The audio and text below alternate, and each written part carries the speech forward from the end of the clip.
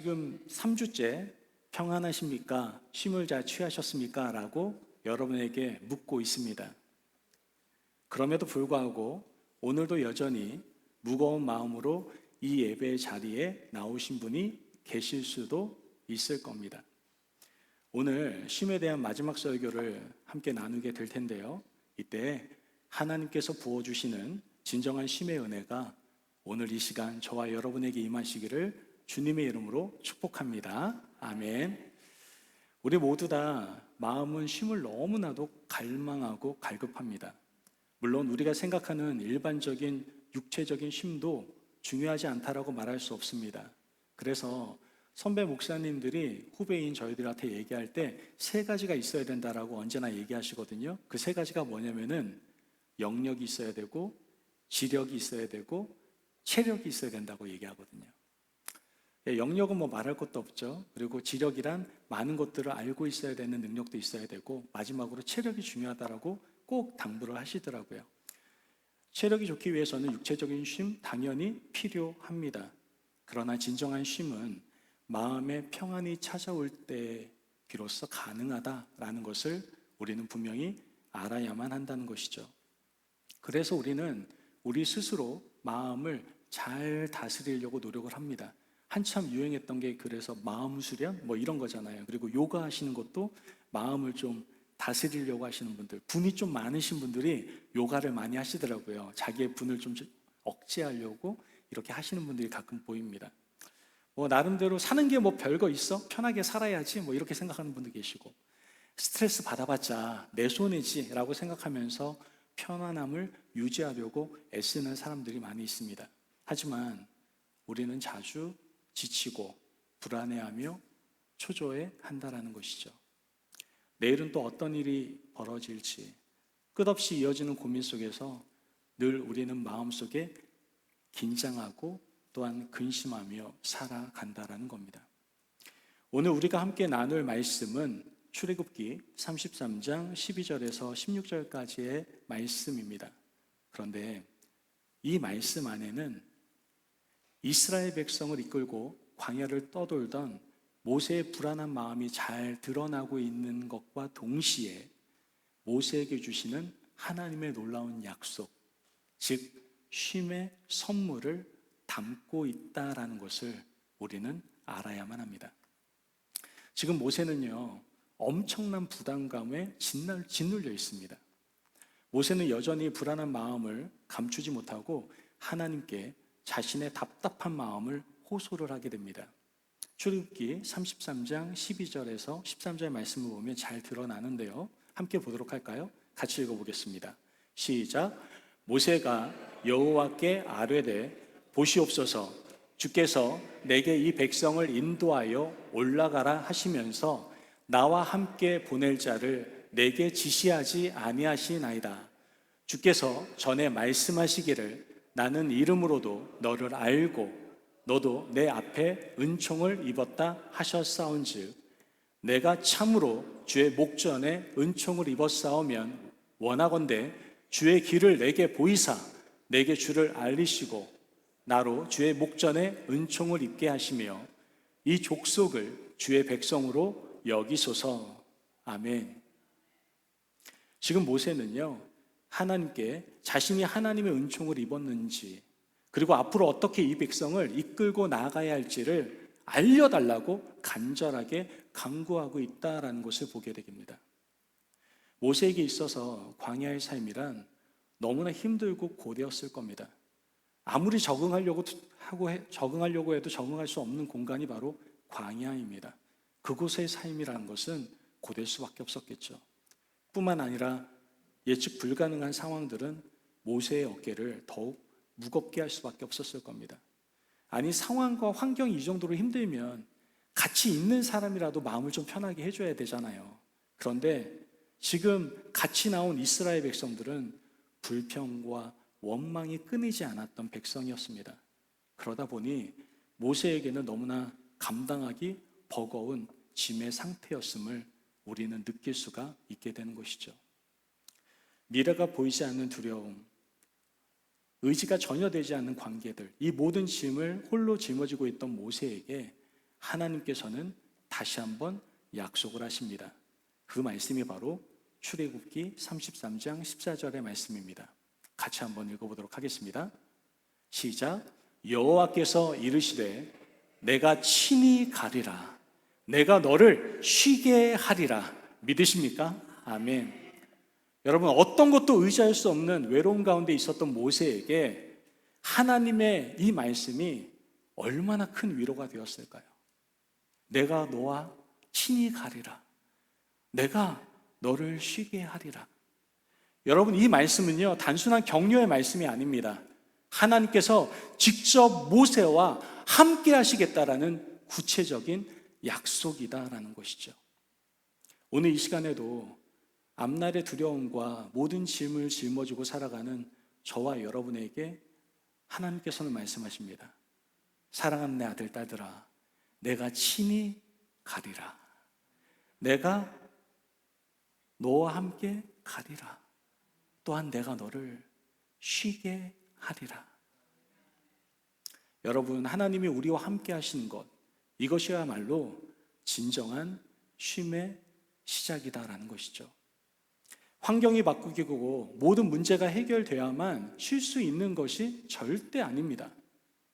하나님이 우리와 함께 하신다는 사실을 깨달을 때 우리는 어떠한 상황 속에서도 하나님이 주시는 쉼을 선물로 받을 수가 있게 되는 겁니다.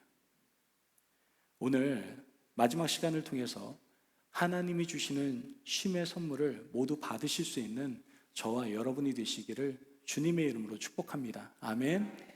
자, 하나님이 주시는 쉼을 선물로 받기 위해서 오늘 세 가지로 함께 여러분들과 나눠보려고 합니다.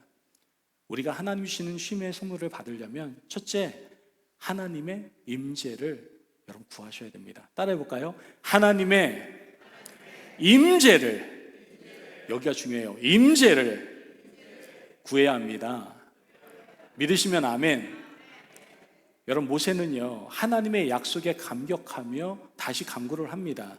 15절 말씀을 보면 모세가 여호와께 아뢰되 주께서 친히 가지 아니하시려거든 우리를 이곳에서 어떻게 해요? 올려보내지 마옵소서라고 얘기를 합니다. 이 본문은요, 모세의 믿음과 우선순위를 분명하게 보여주고 있습니다. 모세는 약속의 땅, 정말 꿈꿨던 땅 아닙니까? 약속의 땅, 젖과 꿀이 흐르는 가나안 땅보다 하나님이 함께 하시는 임재를 더 소중히 여겼다라는 것을 우리는 이 말씀을 통해서 알 수가 있게 되는 겁니다. 여러분, 만약 하나님께서 이 자리에 오셔서 개인적으로 이렇게 또 다들 있는 데서 얘기하면 좀 그러니까 개인적으로 딱 가셔서 하나님이 내가 너에게 젖과 꿀이 흐르는 가나안 땅을 줄게. 그런데 내가 너하고 같이 갈 수는 없을 것 같아 라고 얘기한다면, 현실감이 좀 안 떠오르시나요? 젖과 꿀이 흐르는 가나안 땅이 별로 느낌이 안 오니까 그러면 한 5,000 스퀘어핏에서 한 10,000 스퀘어핏 되는 집을 내가 너에게 줄게. 그런데 내가 같이는 못 갈 것 같아. 이렇게 얘기한다면 과연 우리는 어떠한 반응을 보이게 될까요? 젖과 꿀이 흐르는 가나안 땅 좋지 않습니까? 5,000 스퀘어핏, 10,000 스퀘어핏 되는 집, 우리 여성분들 꿈꾸는 꿈의 집들 아닙니까? 그러다 보니 가나안 땅 중요하지, 뭐 묻고 따지지도 말고 일단 바꿔보자, 뭐 이렇게 생각할 수 있지 않겠습니까? 왜 그런 생각을 할까요? 우리는 눈앞에 보이는 성공, 안락한 환경 등에 더 가치를 두는 경향이 있기 때문에 그렇습니다. 하지만 모세는 달랐다는 것이죠. 모세는 단호하게 하나님, 만약 주님이 함께 가시지 않는다면 저는 가지 않겠습니다, 이 말을 하고 있는 겁니다. 모세가 이렇게 말할 수 있었던 것은 모세는 환경의 변화나 목적지 그 자체가 아니라 하나님과의 동행을 가장 중요하게 생각했기 때문에 그렇습니다. 모세는 하나님 없는 약속의 땅은 아무 의미가 없다라는 것을 분명히 깨닫고 있었던 것이죠. 여러분, 쉼은 환경이 바뀐다고 저절로 찾아오는 것이 아닙니다. 쉼은 우리를 힘들게 하는 일이 끝나야 찾아오는 것이 절대로 아니다라는 것이죠. 쉼은 오직 하나님의 임재 안에서 오는 선물이다라는 것을 꼭 기억하시기를 바랍니다. 아멘. 우리가 쉼을 선물로 누리지 못하는 이유는 무엇입니까? 우리의 환경이 나빠서 그렇습니까? 아니에요. 우리가 쉼의 선물을 받지 못하는 것은 늘 우리의 삶 속에서 하나님의 임재를 잊어버리고 살고 있기 때문에 그렇습니다. 하나님의 임재와 우리의 삶이 상관이 없기 때문에 그런 거예요. 내 주변의 상황과 환경이 얼마나 힘들고 어려운가 보다 지금 내가 누구와 함께 있는가가 너무나도 중요하다는 것을 우리는 기억해야 되는 겁니다. 하나님이 나와 함께 하신다면 그 어떤 삶 가운데도 인생의 광야를 걷고 있는 우리는 평안의 쉼을 선물로 누릴 수가 있게 되는 겁니다. 오늘 애리조나 호피 인디안 구역에서 선교하고 계시는 호피 메사교회에 지금 사역하고 계시는 박영진 선교사님이 함께 예배를 드리고 있습니다. 제가 개인적으로 너무나 좋아해요. 혼자 짝사랑하는 게 아닌가라는 생각이 들 정도로 굉장히 좋아합니다. 그리고 존경합니다. 오랫동안 저희 임마누엘 교회에서 호피 메사교회에 가서 선교 활동을 했습니다. 그러나 코로나 이후로 선교지에 직접 가서 선교 활동을 하지 못하다 보니 지금 현재 저희 교인들 중에서 선교지에 가보신 분들이 별로 없으십니다. 아마 10손가락 안에 들 정도로 지금 대부분이 아마 못 가보셨을 거라고 생각을 합니다. 정말 척박한 땅입니다. 한국의 50년대, 60년대 상황보다도 더 열악한 환경이 바로 이 호피 땅이 아닌가 생각을 해보게 됩니다. 그래서 제가 호피 땅을 다 보여드릴 수는 없고요. 그냥 맛을 좀 보실 수 있을 정도로 사진을 한 3컷 정도 준비했습니다. 한번 보시죠. 여기가 호피 땅입니다. 호피 메사 지역이에요. 여기가 이 호피 분들은 땅에서 살지 않고 언덕 위에서 사세요. 네, 언덕 위에서 저렇게 집을 짓고 살고 계십니다. 이게 호피 레저베이션 안에 있는 이 메사 1메사, 3메사, 3개의 메사가 있는데 하여튼간 그 메사 지역의 사진입니다. 한 장 넘겨주시고요. 정말 공허합니다. 아무것도 없어요. 예, 궁금하시면 우리 내년에 한번 같이 가보도록 하죠. 한 장 더 넘겨주시고요. 예, 왠지 모르게 풋풋함이 느껴지지 않습니까? 2016년도의 사진입니다. 그러니까 제가 지금 9살 젊을 때, 또 박영진 선교사님이 9살 젊을 때의 사진입니다. 참고로 우리 박영진 선교사님하고 저하고 동갑입니다. 그래서 이렇게 한 사진을 담은 것도 참 이게 하나님의 계획이셨는지 너무나 예쁜 사진이 있어서 제가 한번 담아봤습니다. 정말 공허한데 거기에서 호피에 대해서 소개해주고 있는 우리 박영진 선교사님의 모습입니다.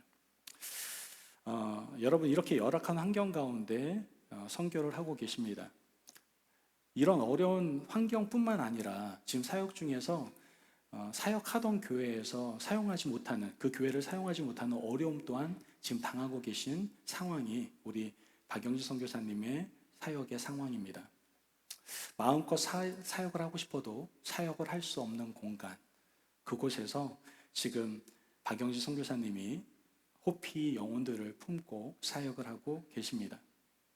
사실 그러한 환경과 상황 속에 있다 보면 자신도 선교사이지만 한 가정의 남편과 또한 아버지로서 미안한 마음이 왜 없겠습니까? 그렇죠? 그런 열악한 환경에서 아이들의 교육적인 부분이라든가 삶의 영역에 대해서 아빠로서, 남편으로서 미안한 마음이 있을 수 있겠죠. 그런데 그 모든 것들을 극복해가며 영혼 구원을 위해 사역을 하고 있습니다. 가끔 제가 박영진 선교사님이 생각날 때마다 그냥 VC에 전화를 해요. 잘 지내세요? 이렇게 전화하면은 매번 똑같아. 괜찮습니다. 이렇게 얘기해요. 다음에 또 전화하잖아요. 어떠세요? 괜찮습니다. 그래요. 괜찮기 뭐가 괜찮아요.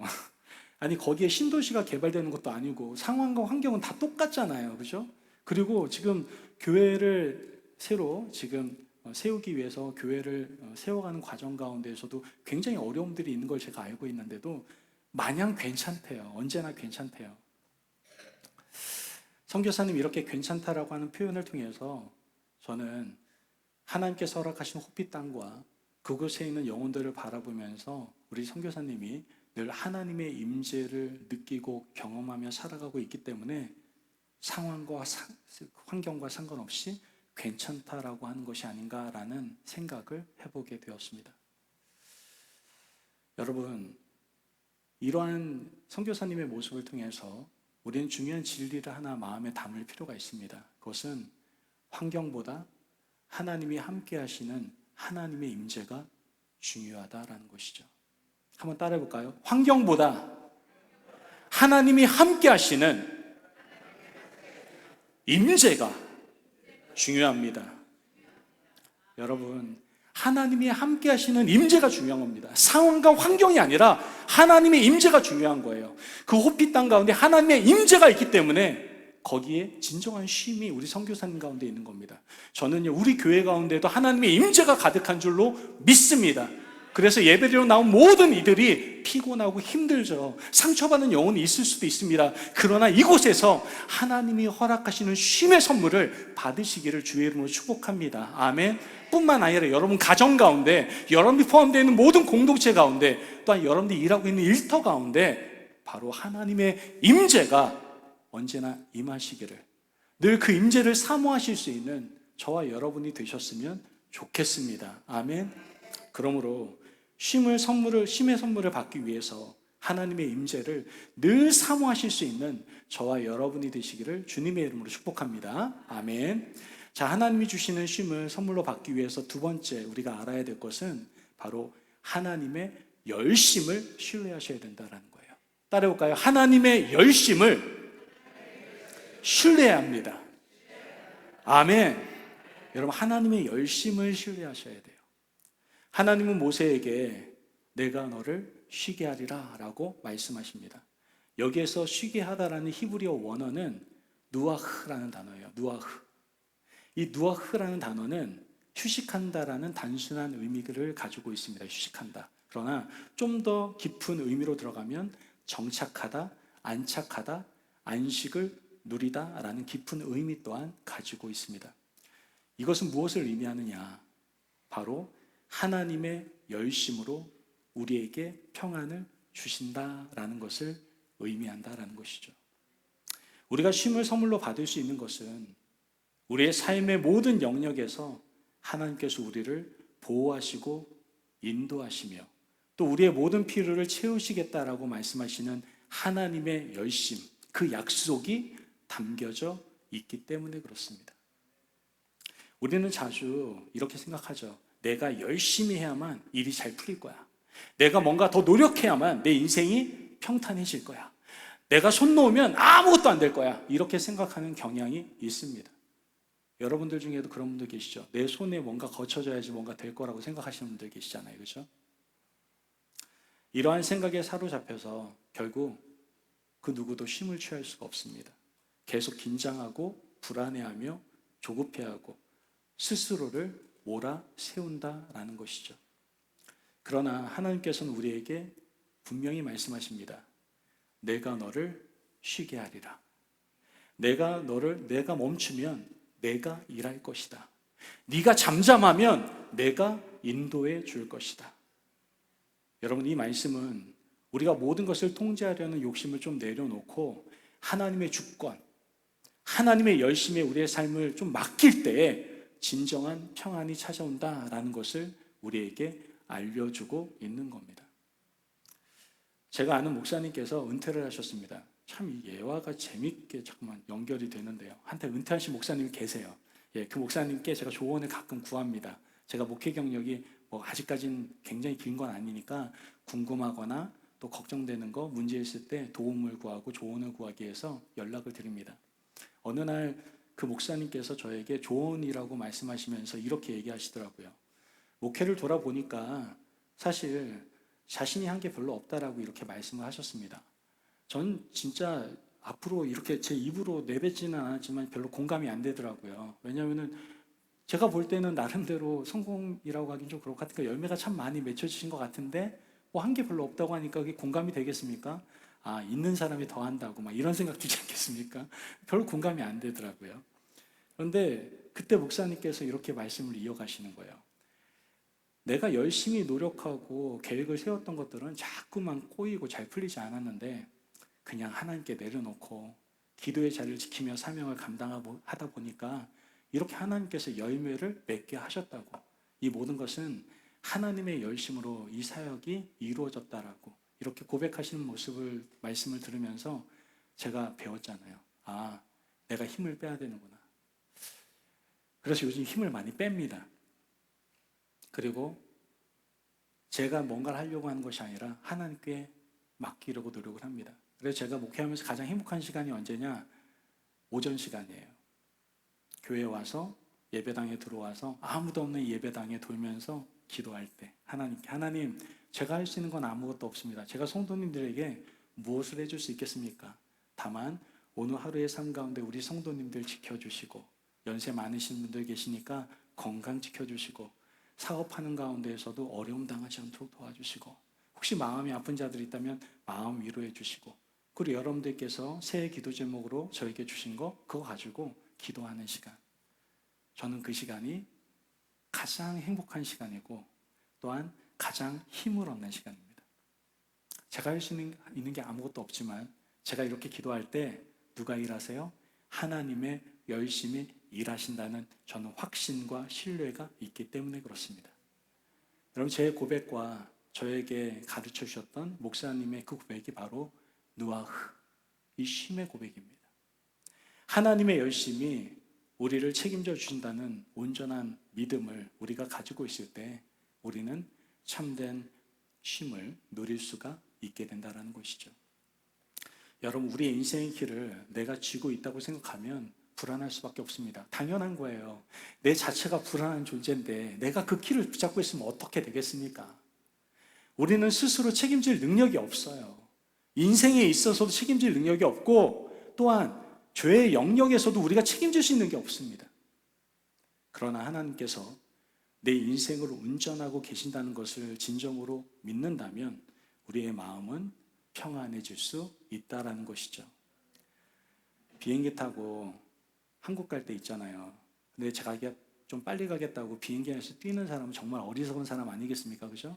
비행기 탔으면 승객으로서 의자에 앉아 계시면 한국 가는 거예요. 똑같아요.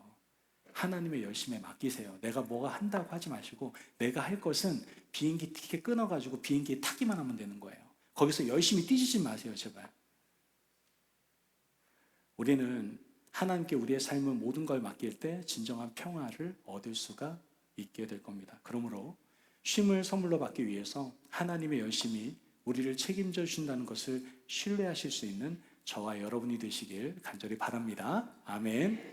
마지막으로 하나님이 주시는 쉼을 우리가 받기 위해서는요, 하나님과의 특별한 관계를 늘 기억하며 살아가야 됩니다. 한번 따라해 볼까요? 하나님과의 특별한 관계를 늘 기억하며 살아야 됩니다.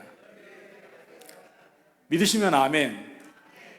출애굽기 33장 16절 말씀에서 모세는 다시금 하나님의 임재가 왜 중요한지를 설명하고 있습니다.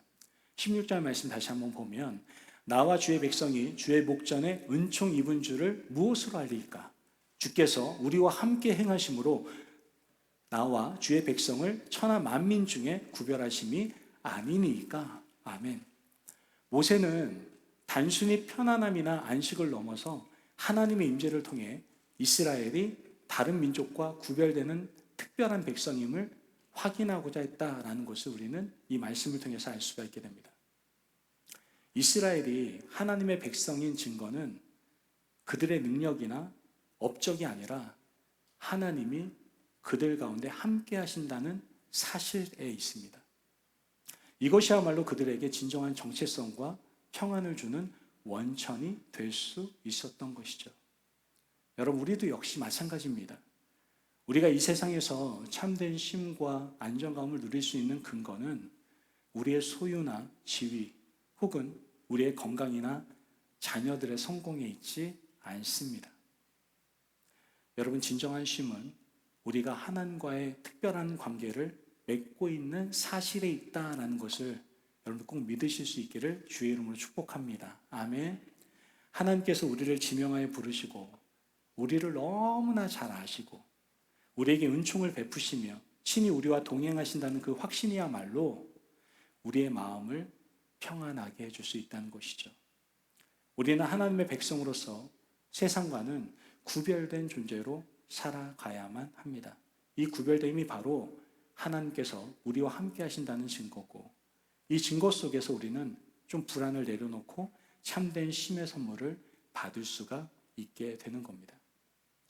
여러분, 군중 속의 고독이라는 말 들어보신 적 있어요? 군중 속의 고독, 군중 속의 고독, 군중 속의 외로움, 이런 말이 있습니다. 이 말은 뭐냐면은 아무리 주변에 사람들이 많아도 사랑하는 사람과의 관계가 단절되면 외로움, 고독을 느끼게 된다라는 겁니다. 그런데 지금 현 시대에 많은 사람들이 군중 속의 고독과 외로움을 느끼며 살아간다라는 것이죠. 그렇다면 그러한 현 시대의 사람들이 어디 가서 그렇다면 평안을 누릴 수가 있게 될까요? 그것은 바로 가정 아니겠습니까? 저도요, 심란한 일 많을 때에도 가정에 들어가면 마음이 평안합니다. 제가 이렇게 보면 가정에 가면 마음이 평안해지는 우리 성도님들을 많이 볼 수가 있거든요. 제가 말하는 가정은 건강한 가정을 말하는 겁니다. 집에만 들어가면 짜증나, 이런 좀 건강하지 않은 가정 말고 건강한 가정이라고 한다면 집에 들어가면 당연히 아이들을 보면서 또 아내를 보면서 남편을 보면서 아마 평안함을 느낄 수 있을 겁니다. 어떻게 보면 이런 것들이 하나님과의 관계에서도 그대로 드러나는 것이 아닌가 생각을 해보게 됩니다. 우리가 아무리 세상에서 힘들어도 어려워도 우리가 하나님과의 관계에서 바르게 설정하고 그 관계 안에 들어가게 된다면 우리는 참된 평안을 누릴 수가 있게 된다는 것이죠. 세상의 모든 것을 다 가졌다 하더라도 하나님과의 특별한 관계가 없다면 우리는 진정한 평화를 얻을래야 얻을 수가 없습니다. 그러나 세상에서 좀 볼품 없어도, 좀 실패했어도, 좀 넘어짐이 있어도 하나님이 우리와 함께 하시고 우리를 자신의 특별한 백성으로 삼아 주셨다는 확신이 있다면 우리는 어떠한 상황 속에서도 진정한 쉼을 누릴 수가 있게 된다는 것이죠. 그러므로 쉼을 선물로 받기 위해서 하나님과의 특별한 관계를 늘 기억하며 살아갈 수 있는 저와 여러분이 되시기를 주의 이름으로 축복합니다. 아멘. 누가 뭐라 하든 여러분들이 좀 부족해도요, 좀 넘어졌어도요, 좀 실망스러운 행동을 했어도 하나님은 여전히 우리에게 말씀하십니다. 사랑하는 내 아들, 딸들아, 내가 너와 친히 가겠다. 내가 너를 쉬게 하겠다. 너는 나의 특별한 아들, 딸들이다. 이렇게 말씀하신다는 것이죠. 여러분, 진정한 쉼은 나와 관련된 모든 문제가 해결된 후에 찾아오는 것이 절대 아닙니다. 쉼은 지금 하나님이 나와 함께 하신다는 믿음, 하나님의 임재를 사모할 때 우리가 얻을 수가 있게 되는 겁니다. 우리는 자꾸 이 문제만 해결되면 되는데, 이번 달만 내가 넘기면 숨 좀 쉴 수 있을 것 같은데 라고 생각하지만 쉼은 그렇게 기다려서 찾아오는 것이 아닙니다. 쉼은 바로 오늘 하나님의 임재를 사모할 때 하나님께서 우리에게 주시는 선물이다라는 것이죠. 오늘 여러분의 마음속 염려의 짐들을 하나님께 좀 맡기시기를 바랍니다. 그 짐이 아무리 무겁고 커 보일지라도 온 세상을 창조하시고 다스리시는 하나님의 열심이 있다면 그거 아무것도 아닙니다. 하나님은 우리에게 약속하셨습니다. 내가 친히 가리라. 내가 너를 쉬게 하리라. 하나님의 열심으로 책임지겠다는 말씀을, 여러분들 그 약속을 믿으시기를 바랍니다.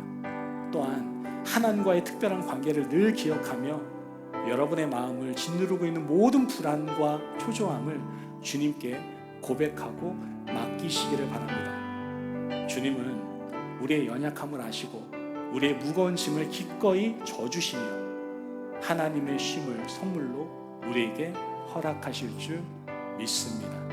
오늘 하나님께서 허락하시는 쉼을 선물로 얻으시고 누리실 수 있는 저와 여러분이 되시기를 주님의 이름으로 축복합니다. 아멘.